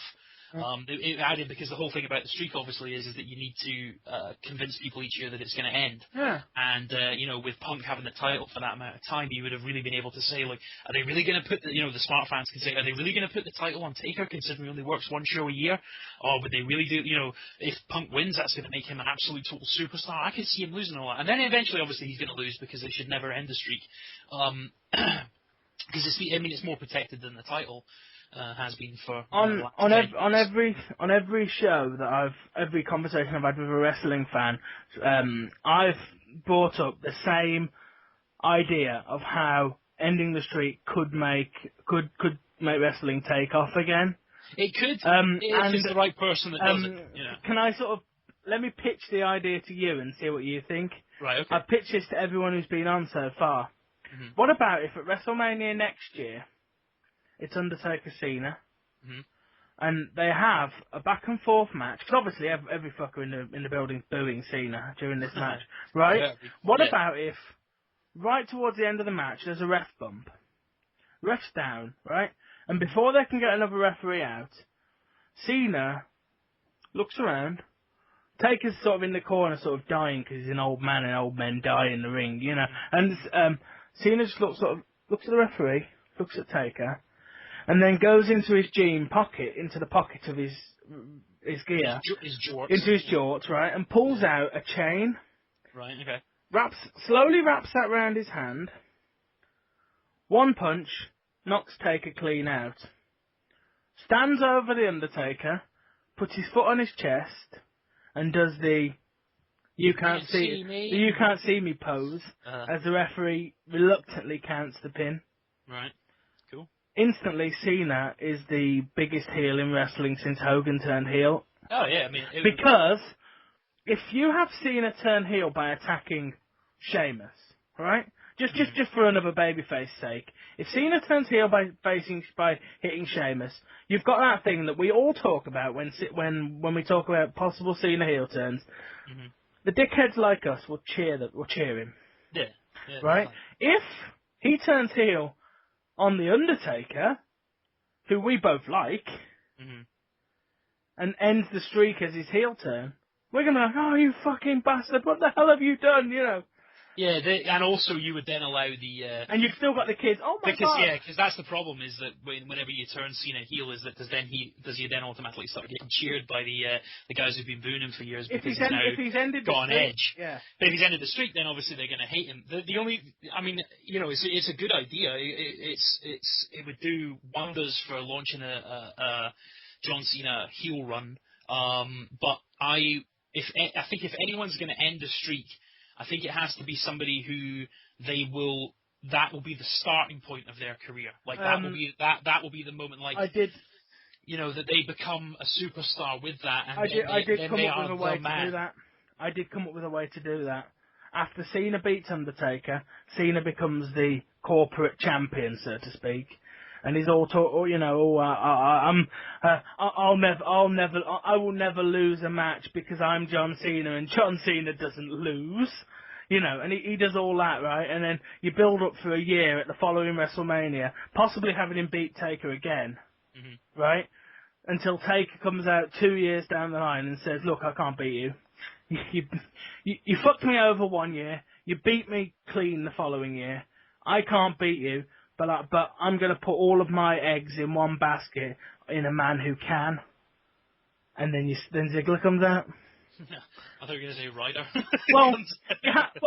I say Ziggler because he's young enough. Yeah. It could be somebody new. Yeah. I've got this. Could be Dean Ambrose. I've got this man. This man can beat you, and bring somebody up who we've never seen before, but who's got somebody who's got probably 20 years of WWE career on their side. Right? Who's got 20 years left. Bring this person out, and you're like, oh, well, hell, even if you imagine if they brought up, you can't really talk, Ziggler would be perfect for it in my book, right? You bring Ziggler out as this white light babyface against the horrible John Cena who, will never lose because, John Cena doesn't lose, which to the kids is John Cena doesn't lose. To you and me, it's John Cena doesn't lose because Vince McMahon won't let him. Yeah, exactly. It works on both sides. And then sort of like you have someone beat Cena, the kids are like, oh yeah, John Cena's lost.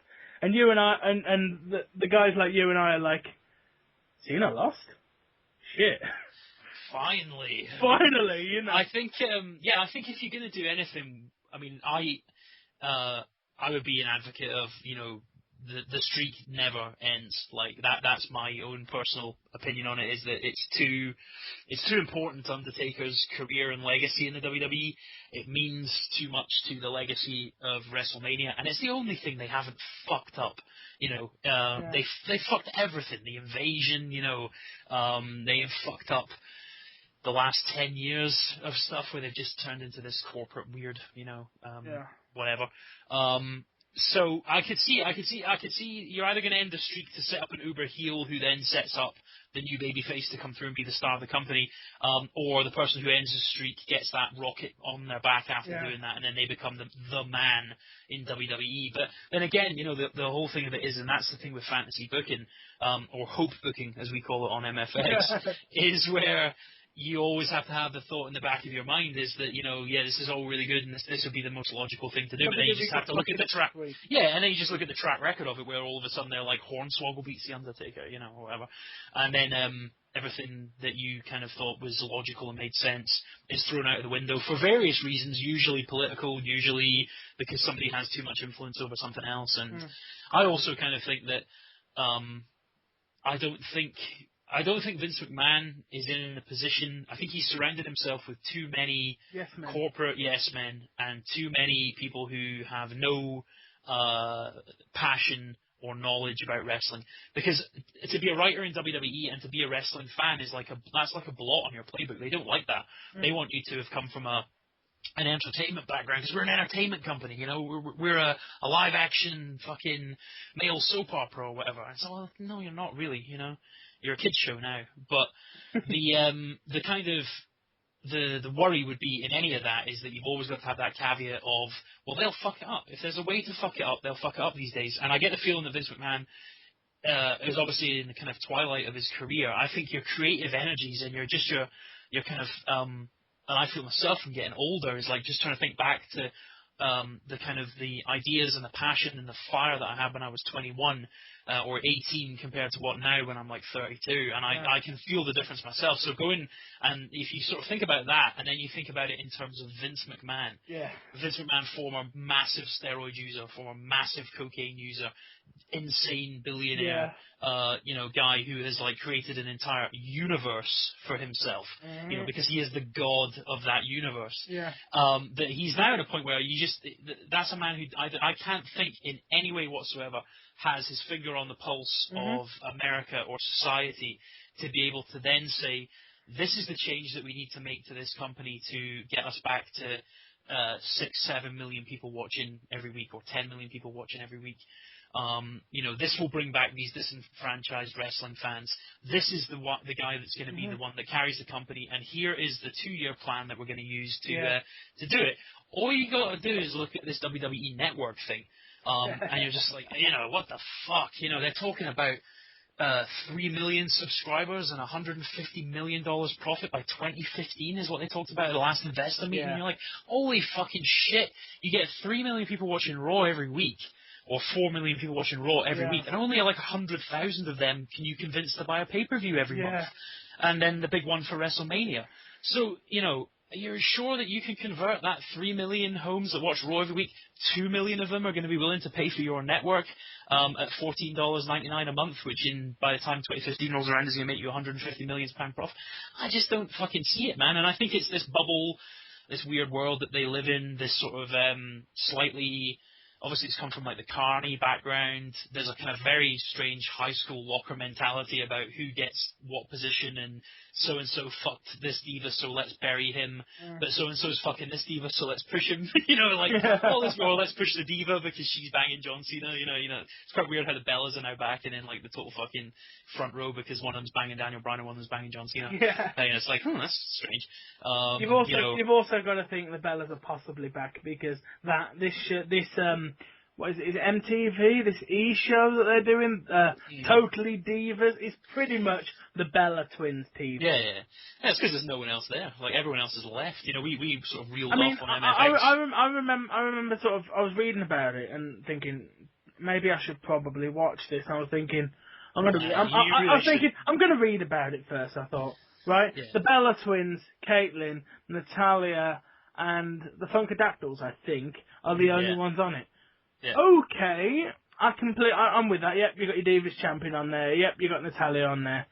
The most over diva in the WWE isn't on that show. Where the fuck is AJ? Yeah. She's the most over diva you've had, arguably, since Trish Stratus. At least for a while. I mean, they fucked her up. I mean, arguably, you could say she's the most over diva you've had since Trish. She was until they made her GM. Fuck yeah. And then screwed the whole thing, and then she's kind of floundered a bit since then. But I think she's coming back to her best now with. Yeah, she probably will be now because they're focused on it a little bit, and also that she's in the right role of not being the figurehead of the television show, which is what she should never have been. But I don't know, man. It's like the whole thing with all that kind of these different shows and stuff, and all the things that they're trying to do.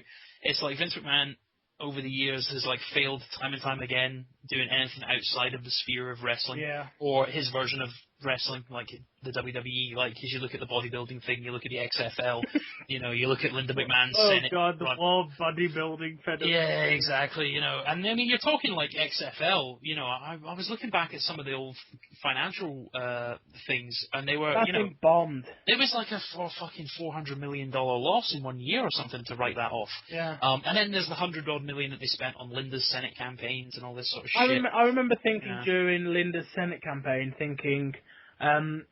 whilst it would be ridiculous if she won it, I kind of wanted to win it, because I was thinking, if Linda McMahon gets into Senate, knowing the way Vince McMahon's mind works, that bastard will go for president. Yeah. If Linda got into Senate, Vince would have gone for president. Or he might have, like, when she's getting her inaugural speech, he, like, does a run-in and fucking whacks her with a chair. And it's like, it was my idea all along. You're all fired. I'm the king of the universe. They drag him away to his padded room. There's a great parody account on Twitter, Cranky Vince, which I think everybody should follow if you don't already follow Cranky Vince, because it's fucking hilarious. People should also follow the real Vince's Twitter. which Because is weird. it's such a dodgy. It's so like it's Random. well. I look at it more of it's sort of like I've been pushing this Twitter shit for all these years. Yeah, I better get on here. I'd better get on there. What's Seeing this? as I'm going to be broadcasting Raw on Twitter from now on. And then it's sort of like, and he's coming across more like as the same as I would imagine it would be if I gave my nan Twitter. Yeah. Like a lot of sort of You know. stars and colons and like. Although you look at it like Triple H does the same stuff. Yeah, a little at thing to himself where he's like trying to work out how to send a tweet. I also think the Cranky Vince account is a shit lot more closer to the reality of what Vince McMahon is actually like. Yeah. Although granted on the Cranky Vince account he is out murdering people on a regular basis, and hiding in Stephanie's bed on Mother's Day, waiting for her to get in to give her a Mother's Day surprise and shit. So, which is hilarious. There's also on that account at the moment is a fantastic picture just to talk about Linda McMahon. It's from the Stanford Gazette or whatever, like the local paper in their area, and it's from a fundraiser, and it's Stephanie kissing Linda on the cheek, and Vince is like just behind the two of them, and he's like leering over with this really weird expression on his face. He's like, I like this, and he's obviously just trying to smile at the camera just to be like, look, it's me, Vince, And it's just go and check it out on Twitter, folks. The Cranky Vince account, the banner picture of it from the newspaper is fucking hilarious. God, that's the other thing. Vince McMahon just gives so much material for There is actually a Cranky Vince version of Linda McMahon. I think it's called Senator Linda. It is called Senator Linda, and it's always something about, like, if your man mistreats you and all this, then slam his balls in between two bricks and stuff like that, It's just, like, really aggressive kind of thing. And Cranky Vince is always retweeting her as well, which is hilarious. He retweets her, Tout, Domino's Pizza, and Donald Trump. Yeah. The only accounts that he ever retweets. It's phenomenal. I love Vince McMahon. I did a thing recently. The WWE website is so good for messing about. I was doing a thing where type anything into the search bar and it suggests a WWE superstar that's suitable. That's right. Did you see some of those that I did? Ridiculous. I believe I did. Merrily takes it up the shitter, just to try and be as British as possible. I was being as British as possible. Merrily takes it up the shitter. Primo, you've obviously been watching wrestling for a long time. So sort of like, how did you initially get into wrestling? What encouraged you to get into watching pro wrestling? That's right, yeah. So I wrote an article in the run-up to WrestleMania. WrestlingRambles.com had this rambling road to WrestleMania where, like, everyone was supposed to write about various different things that was surrounding WrestleMania. One of mine was, like, how I first heard about it, and the first one that I saw. And I used to religiously watch WrestleMania 3 when I was about 8 or 9 on video. Every afternoon I would come from school, primary school, go to my mate Adam's house, and we would, like, play with toy cars and stuff. He had a really cool toy car collection, and he had an older brother who had, like, a really badass scrambler bike that he was constantly working on but never really got it going. One of those where he's, like, always in the garage covered in fucking oil trying to get this thing started, and we would try and get a shot on it, and he would chase us away and stuff. And we used to watch WrestleMania 3 religiously. So I've watched wrestling for, probably since I was sort of 5, 6 years old. I can't remember when I first got into it, but I do remember when we got Sky TV in about, must have been like 1990, 1991, because my dad was very much like, I'm getting this new TV system and all this sort of stuff, and he'd gone down to the pub, spoken to one of his mates, and they'd said, my son watches this wrestling all the time, and I'd kind of was still kind of like a bit young and not quite sure, but I used to watch on the videos and stuff, as I say, and then he was like, it's on Sky, you can watch it every week. And I remember the first match on, like, Superstars or Wrestling Challenge or whatever it was the British Bulldog against the Warlord, and it was like, it was crap, it's just like total two roided up, puffy bags of water, doing like kind of crappy match that went about 5 minutes and stuff. But I still remember it, it still sticks in my head. And then I think SummerSlam 1992, Bret Hart against Davey Boy Smith.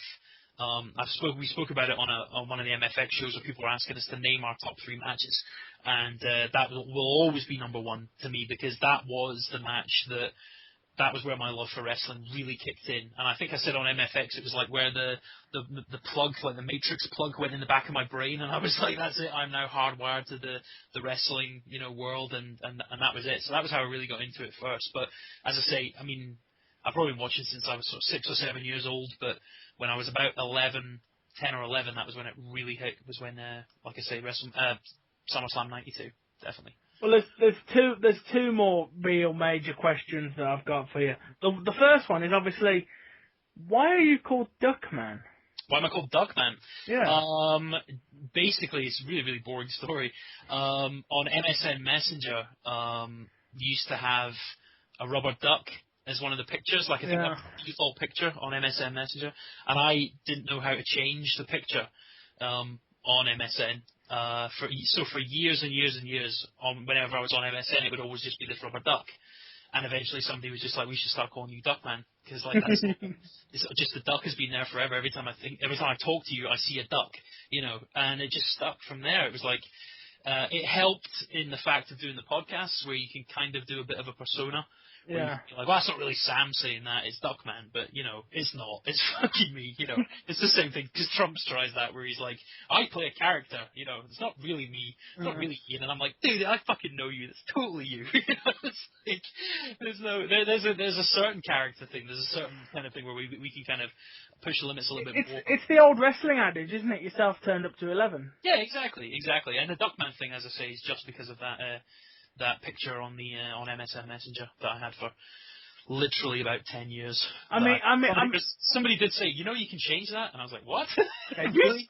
Can you? It's like, yeah, you can you want. I was like, oh fuck. Well, I'm stuck with a duck now, so I mean, I know this is really a question I should probably ask Ian if I ever get around to getting him on one of these. But where did his knighthood come from? I think it was for services to sarcasm, I think that's what he got it for.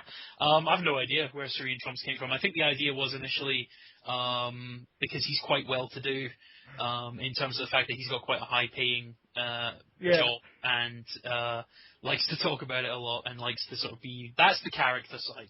Because he's not really like that. He's not really like a kind of... a lord of the manor or whatever kind of thing. He does own a robe. He does do the show in a robe. He does have like platters of food and stuff when we do the show. That's one for MFX listeners. If you can spot when Ian is eating his dinner when we record it, because he stealthily eats his dinner every time we record the show. You have to try and work out where exactly in the show he's eating it. You'll usually tell because at some point he'll start talking and then he'll start kind of burping. You're like, right, he's obviously just finished his dinner.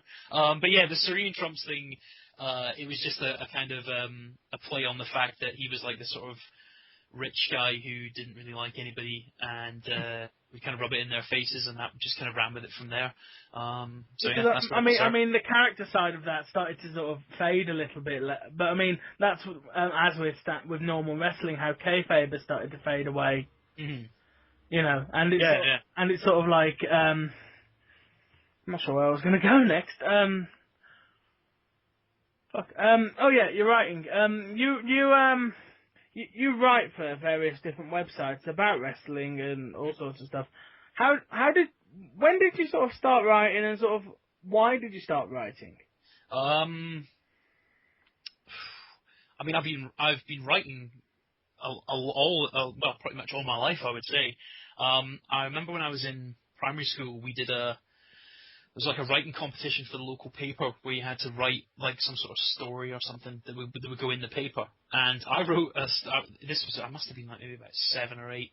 I wrote a story about the ferry between like the mainland and this island that's nearby. There's like a 2-hour like ferry journey. And I just wrote a thing about it sinking. Like I wrote a sort of a news report, like kind of thing. And I remember I was in the shop. In the local shop when I was like I say when I was a kid, I think I was getting comics or something, and 3 people came up to me and said, I thought that was real. Like I thought it was a real news report. It was really, really good. It took me a while to work out that it was a competition entry. I thought it was a real report. I thought the ferry to Isla had actually sunk, and I was like, do you not? And I, sort of like, you don't really think you might have heard about that somewhere else other than page 22 of a local paper under the heading Children's Competition Entries or whatever? don't know how smart the people were that were talking to me. I'm surprised they could actually read the fucking paper, to be honest. But yeah, so that was kind of the start of it, and then I just used to do a lot of creative writing when I was in school. English was always my main subject. And then obviously the e-wrestling that we spoke about earlier, that kind of was where I honed my craft. I used to do a regular thing every week, summing up stuff that was happening in the Fed and things. It was called Sambo's Secret Stash, which obviously was stolen from Jay and Silent Bob's Secret Stash, because I'm a huge fan of Kevin Smith, his movies and his podcasts and everything that he does. So I used to do that every week, and I think I wrote 100 odd, or maybe even more. And it was just the good thing about that is that you were sort of commenting on storyline stuff. You were commenting on what was going on with the characters that were around, and then also some stuff about like what was happening with the handlers and kind of real life things. And that just kind of segued into, as my interest in e-wrestling died off and my involvement in it died off, I just kind of kept doing it, but I just replaced it very similarly with the podcast. Just replaced it with real wrestling, or as I say, like writing about WWE and stuff. But again, in the similar vein of MFX, when I do write, and it's kind of like irregular because I'm a lazy fuck, and I kind of, especially when I'm in kind of moods where I'm not really enjoying wrestling, it's difficult to write about it. Similarly, again, like it's difficult to talk about it if you're not really interested in what they're putting forward. So my kind of like writing is not like on a regular, like every week you will get something new from Duckman. I'll go through phases where I don't do anything for like a month, and then I'll do like 3 in a week, or I'll fire stuff up for different things. And it's bad for guys like Wrestling Rambles and stuff who I do an MMA column for them, or supposed to do an MMA column for them every week called Championship Rounds, because MMA is like my other big interest, big hobby. That I kind of let that slip, and it is a bit shit because like if I had more motivation for it, I should have been a journalist, I think. I was talking to a friend of mine, or a couple of friends, we were out in the pub, and I was talking about, like, they were saying, like, if you could, like, redo your life over again, what career would you choose? And I said I would be a journalist, and both of them were like, oh, that's exactly what we thought you should have been, and that's exactly what you would be, because it's just, I don't work well to deadlines, I think, which is a problem. So if I know I've got to do something on a certain day, I'll be like, the night before, shit, better get that done. Yeah. And I don't have the strongest of work ethics. I would much rather just, like, sit around and fucking, watch TV, watch wrestling, smoke weed, not do anything that I should be doing. So my writing is not up on a regular basis, but that's something that I really want to try and work on and do more often. But it's just really another kind of outlet to listen to the sound of my own voice, even though you can't hear it, you just read it. And I'm quite opinionated when it comes to things, and, I've had good encouragement from people down the years saying, like, it's worth reading, which is kind of similar to MFX. That's what I was going to say, is that we didn't want MFX to be, like, and then John Cena did a slam, and then, Zack Ryder looked like a dick, things like that. We didn't want to do that. We wanted to do something different. So my writing is always very different. I don't just go, and this was a great match, and this is why. I always try and have a different, like, tone to it, try and make it stand out a bit from the kind of the other stuff that's on there. So, but it's just been a lifelong thing, just been a lifelong hobby.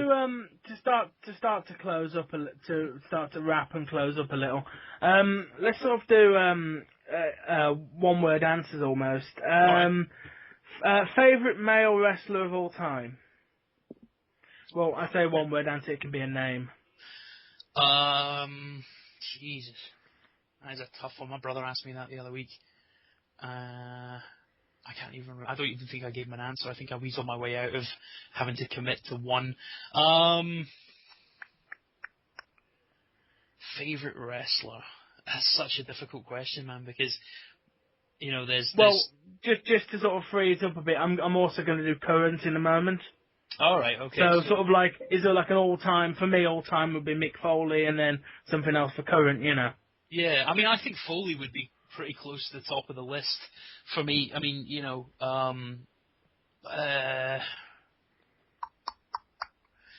Jesus, favorite all time. Again, you're talking like, are you talking like from a match point of view, or just, or like an overall point of view? An overall thing, when you think of wrestling and you think of person you've got the most fond memories of, you look back and you think, oh, this person, that person, Mm-hmm.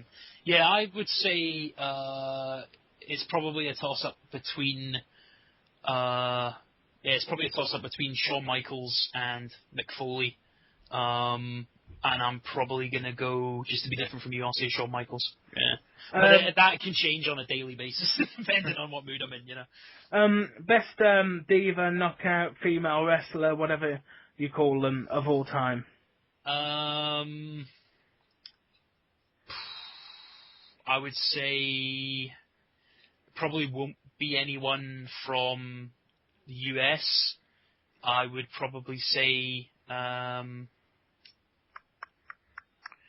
it's a toss-up between Bull Nakano and Aja Kong. One of those two. Probably Bull Nakano, just because she was such a scary bitch in Japanese female wrestling. Kind of like a sort of Japanese version of Awesome Kong. Yeah. So I would go with her, yeah. Tag team of all time? British Bulldogs, yeah. And that promotion of all time? Now, if you want to say WWE and WWF are separate, you can, because I consider them separate entities. You know, however you want to do it. I'll be honest with you, it's more of a time period for a promotion rather than like an overall thing, but I would say, you know, Ring of Honor from 2003 to 2007. That's cool. You can go with that, yeah. That was my favourite. That's definitely my favourite. I mean, overall, obviously, would be WWE, WWF, because that's the majority of what I watch. But in terms of stuff that has a promotion that has that kept me interested in wrestling when I was very, very close to just saying, that's it, I'm done with wrestling, I'm not watching it anymore, I'm not doing anything about it, I'm sick of it, I'm sick of Vince McMahon. Ring of Honor at that time, with Gabe Sapolsky booking, bringing through guys like Christopher Daniels, Samoa Joe, Bryan Danielson, CM Punk, all the dudes who are fucking owning wrestling these days. You know, during that period of time, you know, I'm sitting looking at like 150 Ring of Honor DVDs at the moment that I've got in my cabinet, that I just went crazy during that period and bought like every fucking show that they had and all the stuff from before it as well. So that was the one that had the most influence on me recently. WWE was obviously the first thing I watched, and I wasn't aware of WCW until about 1996, something like that, because of the fact that Vince never talked about it. You know, he never mentioned the competition, and we didn't get it on TV over here.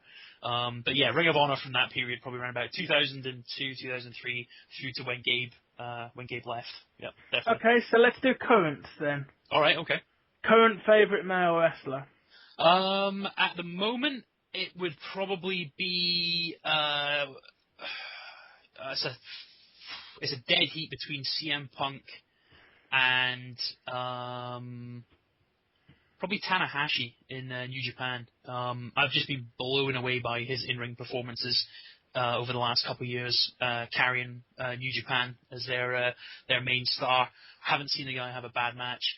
Great charisma. I would say between him and CM Punk, but in terms of just like who I would pay to watch, and you know, the only thing that really keeps me interested in WWE, apart from the Shield, and hopefully getting a chance to see guys like Cesaro, Chris Hero, El Generico, Pac, all these guys come up and become stars, along with guys like Bryan Danielson and stuff, would be CM Punk. Yeah, CM Punk. This could be an interesting one. It depends where you go with it. Okay. Non-wrestler. Paul Heyman. Yeah, definitely. I mean, Paul Heyman is one of the greatest promo men of all time. I think you can give him absolute shit storylines and he can make you interested in it. Mm-hmm. I think from a booking point of view, some of the stuff he did in ECW was genius. He made the general public think people like Public Enemy and Sandman were like the best fucking things in the world, when, you know, they really, really were not. You know, he was really, really good at promotion, about booking, and then when he was involved with SmackDown, probably back in 2002, 2003, remember, I don't know if you were watching when they had the SmackDown 6, where it was like Benoit and Edge, I think, were or Benoit and somebody were a tag team, Edge and Rey Mysterio and like the Guerreros and stuff, and they just had the tag titles, and it was like Brock Lesnar and Kurt Angle feuding with each other, and it was just phenomenal, and it was so different and so much better than what was on Raw. And so yeah, Paul Heyman, definitely. Female wrestler, current. Current female wrestler. Taryn Terrell, Tits McGee from TNA Impact, just because she's smoking fucking hot. And she's just a nightmare to watch when it comes to like wrestling and cutting promos because she's so wacky and weird. But no, I would say definitely her. She's my favorite at the moment, but not for any kind of like wrestling related reasons. It's just from a purely horny hormonal reason. So yeah. Current favorite tag team? That's a tough one. There's not really that many around, is there? It's essentially down to one of about 4. Yeah. Which is a really horrible thing to say, really, because in mainstream wrestling, there used to be 7 in WWE alone. Yeah, I would say my favorite current tag team. But you know who I really do like, and they probably. It's a very indie-rific answer. I know if Stu listens to this, Stu will be like, yes, well said. I'll definitely send it to him. Yeah, the Young Bucks, I would say, probably my favourite tag team at the moment, because when I watch PWG, they are always the highlight of the shows that they're on PWG. They both seem like really fucking like down-to-earth dudes on Twitter, funny kind of guys on Twitter and stuff as well, and I just love the fact that they were sort of seen as like disrespectful little assholes because they wouldn't shake hands with Booker T, and then made that their gimmick on the indie scene where they were just like not shaking hands with anybody and like faking handshakes at the beginning of every match, and the over reliance on like a million super kicks and stuff. They're just really fun to watch, and they're a proper tag team as well with really, really good double team moves. So the Young Bucks, yeah, that's my favourites at the moment. Promotion? Current wrestling promotion, current wrestling. I mean to look at it like if say you didn't have to do MFX and it was like, okay, so you can watch one wrestling promotion. Who are you gonna watch? I mean, I eliminated MFX from the answer basically, so don't feel obliged to say WWE or TNA because of MFX. What would do you good on this evening? Instead of talking to me, if you could watch a wrestling promotion. I would probably be PWG, I would say. It's just the most fun couple of hours you can get watching a wrestling show. State-of-the-art sort of in-ring performances. There's comedy in the right places where there should be. There's good booking where there should be. I've never sat watching a PWG DVD and been like, oh, when's this going to end? Whereas like with Raw, I'm like that after the first segment. I'm like, fuck, there's another like 2 fucking hours and 40 minutes of this to go. Whereas with PWG, you get to the end, I'm like, oh shit, man, is that over already? New Japan as well at the moment would be a close second. I think they're putting on the best pay-per-views in wrestling at the moment. Just in terms of in-ring and the booking that they're doing and the way that they've been creating new stars. The way that they built Okada over the last the last year and a bit has just been phenomenal. But yeah, I would say PWG, yeah, at the moment, definitely. That's the ones I'll pay for, I'll pay money to watch PWG. If I had to put something there, because I mean, now's the time to admit it, I haven't watched Raw for 2 weeks. You're probably not the only one, to be honest. I stopped watching it because it was thinking, well, what's the point? I don't really feel like doing it anymore. And I mean, if I had to pick a promotion, I think I'd probably take Chikara back up again. Yeah, it's fun, really fun. The only problem I had with Chikara is the fact that the DVDs were so expensive to import. Yeah, that was a problem. I tell you, if you go to kayfabecommentaries.co.uk, I think you might be able to get them from a UK distributor now. If I could do that for like and pick them up for less than 20 quid. You can get Ring of Honor from them, and you can get I think you can get PWG. Because I got King of Trios 2 years running. King of Trios was brilliant. Which one was the year where they had like all the kind of Transformers on the front cover and stuff? Cause I think that was the first one I got, which was 2011. 11, I think. What a fucking show, man! I believe that was also the show that 123 Kid appeared at. That's right. Yeah. That's right. Appeared as 123 Kid because I completely stopped watching after a while, and I did also get one. Another show later in that year that had Johnny Saint and MK McKinnon on. Sweet. Mostly because I wanted to see a 70-year-old man have a wrestling match. Yeah, it was. Yeah, I really love Chikara because they again, it's like PWG with the fun element. Nobody else would book a 70-year-old man in a match. No, man. I mean, you look at Chikara Chikara did, and he's a better wrestler than most of WWE. The thing is with them is that they, when they had the WrestleCon weekend this year, I think they drew something like 1,250 fans or 1,260 fans to their show, like the biggest one in their history, because there is like a major market there. Because that's the thing as well, is like Chikara is like a promotion that is geared towards children. You know, like they crowd chant "holy poop" instead of "holy shit" when something really good happens, and like. Yeah. Remember Kevin Steen was talking on a shoot interview where he he was having a match in Chikara, and like before the show, Mike Quackenbush who runs it as the booker is like, right, remember, you know, no swearing, no chair shots, this, that, and the next thing. It's a family friendly thing, and something happened during the match, and Kevin Steen ended up shouting "motherfucker" at like the top of his lung. I think he got chopped really hard, and he just forgot where he was. And he said that everybody in the crowd was like, oh, you know, and then they were like, ooh, and they were all really disappointed. There was lots of like grumbling and like, I can't believe he said that and all this sort of stuff. And he was really embarrassed by it, you know. But then again, they don't insult, because it's marketed towards children. You can still be like an adult and watch it and be entertained by it. Whereas the WWE side of stuff, where it's marketed towards kids, and you're just a bit like, oh god, this is so fucking, this is so insulting my intelligence, you know. I loved watching it when I was watching it, simply because characters were back. Yeah, exactly. I mean, WWE was hilarious. Looking back at WWE and thinking how hilarious it is that they had a bin man, they had a plumber, they had a dentist, they had a crocodile hunter. Don't know, you know. Skinner. They had two. Vince McMahon's a genius. Is it a good word? They had two mentally ill sheep herders. Oh, what, the bushwhackers? Yeah. Yeah. What were they supposed to be? Two mentally ill sheep herders? Yeah, well, they were originally, I think, called the sheep herders when they worked in Memphis, but before they came to WWF. Because I mean, looking back at their gimmick. Yeah, they had a totally different style when they were there. They were like a hardcore brawling kind of team when they were in Memphis, and then obviously they came to WWF, and Vince is like, right, okay, just go around licking guys and stuff. Yeah, I wasn't sure. Were they supposed to be mentally ill? Were they inbred? What was? I think it was what Vince thought New Zealanders were like. I think it was just generally. He was like, where are you from? And they're like, New Zealand. And he's like, right, so you're retarded then.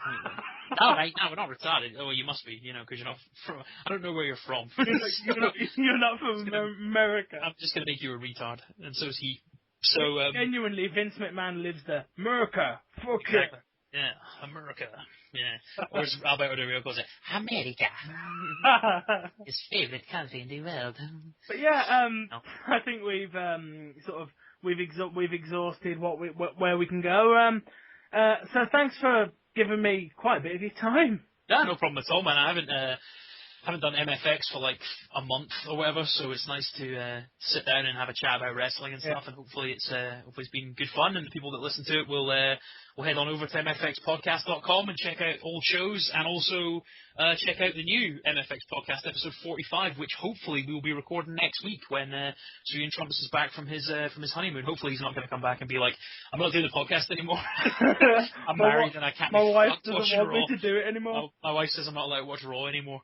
But yeah, no, it's been fun, Tom. It's been good. It took us a while to get it all organised, but it's been good chatting to you, man. It's been good fun, and hopefully everyone that's listened has enjoyed it. And hopefully there's something there for everybody. And don't forget to check out mfxpodcast.com for all your sarcastic wrestling comment and opinion. Now I've got to do my own plugs. So thank you guys for watching the video, because I'm fully aware of the fact that you saw the length of this video and you thought, oh, what the fuck, he's done it again. So thank you guys for bearing with me to the end. I'll be back with another chat room whenever the fuck I can get somebody who wants to do it. But remember, you can like and comment on the video. Nobody ever does, but please do. I can also be found on Twitter at TomWilliams1990. You can be found on Twitter where? I'm at MFXDuckman. And you can also follow the podcast as well. We're at MFX Podcast as well on Twitter. And remember, guys, if you get in touch with us, fair chance we will reply. So thank you guys for watching, and thanks for joining me on the in the chat room, Sam. No problem at all, man. It's been a lot of fun.